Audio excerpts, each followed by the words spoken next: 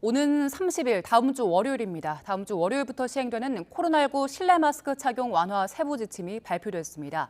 방역 당국은 다만 고위험군이나 밀접, 밀집, 밀폐 환경에서는 마스크를 착용해달라고 강력하게 권고했습니다.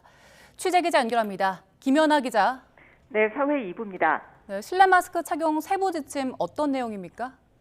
네, 정부는 오늘 30일부터 실내 마스크 착용 의무 조정 1단계를 시행합니다.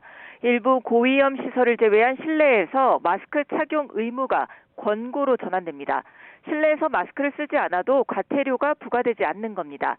정부는 코로나19의 국내 유행 감소와 위중증 사망자 발생 감소, 안정적 의료 대응 역량 등을 고려해서 실내 마스크 의무를 완화한다고 밝혔습니다. 물론 마스크를 쓰는 걸 막는 건 아니라서 업소나 시설들이 자체적으로 마스크를 착용하도록 요구할 수 있기 때문에 규제가 완화되는 첫 주엔 혼란이 불가피할 전망입니다. 실내 마스크 착용 의무 조정 1단계에서는 대중교통이나 병원, 약국, 감염 취약시설에선 마스크 착용 의무가 유지됩니다. 고위험군이나 환기가 어려운데 실내에 있을 때도 마스크 착용이 강력하게 권고됩니다. 특히 병원이나 감염 취약시설 등 마스크 의무 착용 시설 안에 있는 사우나나 헬스장 등에선 마스크를 써야 합니다.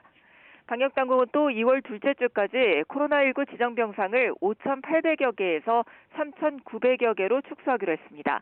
방역당국은 오늘 신규 확진자가 3만 1,000여 명으로 설 연휴 이후 소폭 증가했지만 전반적인 유행 감소 추세가 달라지지는 않을 거로 보고 있습니다.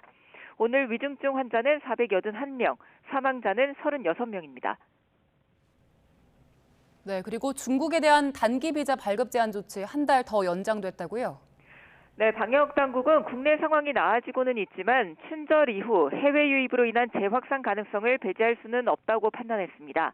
중국발 단기 체류 외국인의 양성률은 오늘 6.8% 등 2주째 한 자릿수를 기록 중이지만 같은 기간 전체 해외 유입 확진자 1,404명 가운데 중국발 확진자가 890명으로 압도적이라 안심할 수는 없는 상황입니다.